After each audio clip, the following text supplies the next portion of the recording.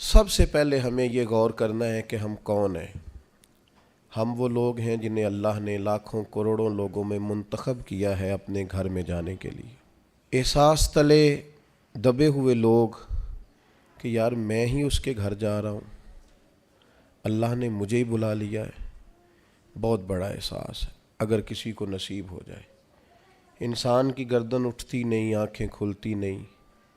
امام حسن رضی اللہ تعالیٰ عنہ صحابہ میں سے کثرت سے جاتے تھے، اور سیدنا عثمان غنی رضی اللہ تعالیٰ عنہ کثرت سے جاتے تھے، تو پیدل جاتے تھے اکثر حضرت حسن رضی اللہ تعالیٰ عنہ۔ لوگوں نے کہا کہ سواریاں موجود ہیں تو پھر آپ کا یہاں سے پیدل جانا، تو فرمانے لگے کہ جب انسان مالک کے حضور جائے تو پھر اسے عاجزی سے جانا چاہیے۔ تو پروٹوکول کی طبیعت چھوڑ کر یہاں جانی چاہیے، اس لیے کہ اللہ تعالیٰ دیکھیں اسلام ہم پر کوئی سختی نہیں کرتا۔ سیدہ عائشہ صدیقہ رضی اللہ تعالیٰ عنہ فرماتی ہیں کہ دو چیزوں میں اگر نبی پاک علیہ السلام کو کبھی اختیار دیا جاتا تھا تو امت کے لیے جو آسان چیز ہوتی تھی اسے اختیار فرماتے تھے، مشکلات نہیں کرتے تھے۔ لیکن حج کے موقع پہ جس کو نہیں ہے عادت تامت باندھنے کی، اسے بھی باندھنی پڑے گی، سب کو ایک ہی جگہ رہنا پڑے گا۔ کیوں؟ اس لیے کہ امت مسلمہ کی وحدت قائم ہو، ایک بولی بولیں، ایک لباس میں ایک جگہ پہ اکٹھے ہوں، کہیں تو مسلمان سارے جمع ہو جائیں ایک چھتری تلے۔ تو سب سے پہلے تو جتنے ہمارے ذاتی پروٹوکول ہیں وہ ہمیں گھر چھوڑ کے جانے پڑیں گے۔ یقیناً لوگوں کے پاس پیسے بھی ہوں گے، عہدے بھی ہوں گے، لیکن اب بھئی آپ سارے ایک جیسے ہیں، اللہ کے مہمان ہیں۔ تو ایک بات تو یہ ضرور ذہن میں رکھنی چاہیے کہ ہمیں اپنے ذاتی پروٹوکول سسٹم کو یہاں ترک کر کے جانا ہے۔ دوسری بات یہ ہے کہ جب کوئی شخص کہیں سے کچھ مانگنے جاتا ہے، لینے جاتا ہے، تو اس کا کشکول سیدھا ہونا چاہیے۔ اس کی طبیعت اس طرح کی ہونی چاہیے کہ وہ کثرت سے استغفار کرے، زیادہ عبادات کرے۔ ہماری عادت نہیں ہوتی، حج ٹریننگ میں ہمیں سارے لوگ یہی بتاتے ہیں کہ زیادہ چلنا چاہیے، اور بالکل صحیح بتاتے ہیں۔ ہم زیادہ چلنے کے عادی ہوں گے تو پھر ہی وہاں جا کے چل سکیں گے۔ لیکن میں ایک بات یہ بھی کیا کرتا ہوں کہ حج پہ جانے سے پہلے نا ہمیں کو 2-3 گھنٹے مسجد میں بیٹھنے کی بھی عادت ڈالنی چاہیے، کیونکہ وہاں ہماری عادت نہیں ہوتی، اور وہاں ضروری کام یہ ہے کہ ہم حرم میں بیٹھیں عبادت کریں۔ 15 دن کا حج عمرہ، اور اس میں اگر ہمارا زیادہ وقت بازاروں میں گزر جائے تو میاں ہم تو عبادت کے لیے آئے، تو ہمیں یہ بھی عادت یہاں سے ڈال کے جانی ہے۔ کم حاجی ملتے ہیں یار ایسے جو کسی کونے میں بیٹھ کے تلاوت کر رہے ہیں، ورنہ تو جب احرام کی پابندیاں ختم ہوتی ہیں تو مینا کے اگلے 2 دن تو پھر ہم ایک دوسرے کا تعارف ہی کرتے رہتے ہیں، حالانکہ اس کا ہمیں کچھ فائدہ نہیں ہونے والا۔ عبادت کے دن ہیں، ریاضت کے دن ہیں، زیادہ سے زیادہ وقت اللہ کے لیے گزارا جائے۔ قرآن مجید نے کہا وَأَتِمُّوا الْحَجَّ وَالْعُمْرَةَ لِلَّهِ، حج اور عمرہ پورا کرنا پر کرنا اللہ کے لیے، رضا الہی پیش نظر رکھنا۔ سب سے بڑا جرم شرک ہے، اللہ شرک معاف نہیں کرے گا۔ وَيَغْفِرُ مَا دُونَ ذَلِكَ لِمَن يَشَاءُ، اس کے علاوہ ہر چیز بخش دے گا۔ تو یہ جو دکھاوا اور ریاکاری ہے، اس کو بھی نبی پاک نے شرک اصغر کہا ہے۔ کسی جگہ بھی اپنے دل میں یہ حج ایک ایسی چیز ہے جس کی حفاظت کرنی پڑتی ہے، اس کو محفوظ کرنا پڑتا ہے، اس کا خیال رکھنا پڑتا ہے۔ اگر اس کا خیال نہ رکھا جائے تو بڑی ساری محنت اور بڑا سارا پیسہ ضائع ہو جاتا ہے۔ تو عرض یہ کر رہا ہوں کہ ایک تو اپنا پروٹوکول سسٹم چھوڑ جائیں، آرام اپنا گھر چھوڑ کے جائیں، واپس آ کے آرام کیجئے گا۔ اور جو ماہر ہیں نفسیات کے وہ کہتے ہیں کہ اللہ جب بندے کی نیند پوری کرانا چاہتا ہے تو 20 منٹ بھی آنکھ لگ جائے تو نیند پوری ہو جاتی ہے، ورنہ 14 گھنٹے اے سی میں سونے کے باوجود بھی لوگ اس طرح اٹھتے ہیں کہ ان کا دل کرتا ہے ایک پیناڈول کی گولی مل جائے نا، کبھی جسم دکھ رہا ہے۔ تو نیند پوری کرنے نہیں وہاں جائیں، آپ آرام اور غصہ یہ 2 چیزیں گھر چھوڑ کے جائیں۔ خاص کر کے کہا وَلَا جِدَالَ فِي الْحَجِّ، حج میں جھگڑا نہ کرنا، اور بالخصوص جو اپنی فیملیز کے ساتھ جا رہے ہیں ان سے خاص کر گزارش ہے کہ وہ بالکل اپنے سارے معاملات، فیملی کی بحثیں گھر چھوڑ کے جائیں۔ غصہ نہیں کرنا وہاں جا کے، آرام پسند نہیں ہونا، گھر آ کے کریں گے انشاءاللہ۔ وہاں ویسے کوئی وہاں بے آرامی نہیں ہے، لیکن جو ہم عادی جس آرام کے ہوتے ہیں وہ بھی بہرحال وہاں میسر نہیں ہوتا۔ دوسری بات، ذوق شوق بڑی ضروری چیز ہے، سرمایہ ہے انسانی زندگی کا۔ حضرت شیخ ابو بکر شبلی رحمۃ اللہ علیہ سے کسی نے کہا تھا میرا اپنی بیوی سے بڑا سخت اختلاف ہے، اور سال بھی بڑے گزر گئے ہیں، بچے بھی جوان ہیں، تو اب کوئی ایسی صورت بھی نہیں کہ علیحدگی ہو سکے تو کچھ بتائیں۔ تو فرمانے لگے کہ تو اصل میں نا اپنی گھر والی کی صرف منفی باتیں یاد رکھتا ہے، تو اس طرح کر، آج سارا دن تلاش کر اس میں خوبیاں کیا ہیں، اللہ تیرے دین کو تازہ کر دے گا، تیرا اسے چھوڑنے کو جی نہیں چاہے گا۔ اپنے آپ کو تازہ رکھنے کے لیے ہمیشہ مثبت چیزیں پیش نظر رکھنی چاہیے۔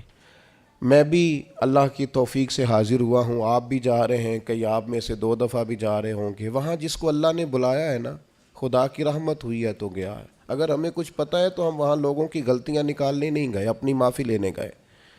اس لیے مثبت باتیں ذہن میں رکھ کے جائیں۔ اور تیسری گزارش آپ سے یہ ہے کہ نبی کریم علیہ السلام نے فرمایا جلد بازی شیطان کی طرف سے اور بردباری رحمان کی طرف سے۔ ہم حج کرنے گئے، ہمیں کوئی کام نہیں ہے، کس بات کی جلدی ہے؟ آپ اطمینان سے اپنے سارے حج کے ارکان کو ادا کریں، اطمینان سے آپ عرفات میں دعائیں مانگیں، کچھ بھی نہیں ہوگا، آپ کو معذور لوگ پیدل چلتے نظر آئیں گے وہاں۔ اطمینان سے آپ اپنے اس طرح کا اطمینان نہ کریں کہ قافلے سے بچھڑ جائیں اور آپ کو ڈھونڈا جائے، لیکن یہ کہ جلد بازی نہیں، کچھ بھی نہیں ہونے لگا۔ طواف زیارت کا ٹائم 12 ذی الحج تک ہے، آپ 12 تک وہی ہیں، آپ سکون سے اطمینان سے لوگوں کو لے کے چلیں گے، آپ کو اس میں فائدہ نظر آئے گا۔ چوتھی گزارش یہ ہے کہ اسلام مذہب کیا ہے؟ حضرت تمیم داری رضی اللہ تعالیٰ عنہ نے نبی پاک علیہ السلام سے پوچھا کہ دین کیا ہے؟ تو فرمایا دین النصیحہ، میرا سارا دین کسی کا بھلا کرنے کا نام ہے، سارا دین خیر خواہی ہے۔ وہاں ایک دوسرے کو سپورٹ کرنا بڑا ضروری ہے، ایک دوسرے کو لے کے چلنا بڑا ضروری ہے۔ کچھ لوگ آپ کو بوڑھے ملیں گے، کچھ بیمار ملیں گے، کمزور ملیں گے، ان لوگوں کا خیال کرنا بڑا ضروری ہے، اس بات کا خاص کر لحاظ رکھیں۔ 5ویں گزارش حج پہ جانے والوں کی خدمت میں یہ ہے کہ آپ رب کریم کے مہمان ہیں، اللہ نے آپ کو چنا ہے، اپنے وطن کے لیے دعائیں مانگیں، امت مسلمہ کے لیے دعائیں مانگیں۔ ہمارے دل ایک دوسرے سے دور ہو گئے، ہر محکمہ ہر ادارہ ایک دوسرے کے بارے میں نفرت انگیزی کرتا ہے۔ اللہ کے حضور حاضر ہوں تو وہاں سے خیر طلب کریں کہ مالک ہم سارے آپس میں ہیں، ہمارے دلوں کو جوڑ دے، کچھ ایسا کر دے کہ امت میں وحدت پیدا ہو۔ عالم اسلام جو جگہ جگہ ٹوٹا ہوا ہے، جس طرح آج جوڑ دیا ہے، سب کو جوڑ دے۔ الترغیب والترہیب میں حدیث ہے، عرفات کا دن ہے، کروڑوں پتو شخص ہے، اربوں روپیہ اس کے پاس ہے، نوکر چاکر ہیں، لیکن وہ زمین پہ بیٹھا ہے، بالوں میں ریت پڑ گئی ہے۔ رسول اللہ صلی اللہ علیہ وسلم نے فرمایا رب فرشتوں سے پوچھتا ہے، حالانکہ اللہ جانتا ہے، پوچھتا ہے یہ لوگ کدھر آئے ہیں سارے؟ بڑے بڑے امیر، بڑے بڑے پڑھے لکھے، بڑے بڑے، کدھر آئے ہیں سارے؟ تو فرشتے عرض کرتے ہیں مالک یہ تجھے راضی کرنے آئے ہیں۔ تو اللہ فرماتا پھر گواہ ہو جاؤ، میں نے سب کی بخشش کر دی، میں نے ان کو معاف کر دیا، ان کے لیے جنت کا فیصلہ کیا۔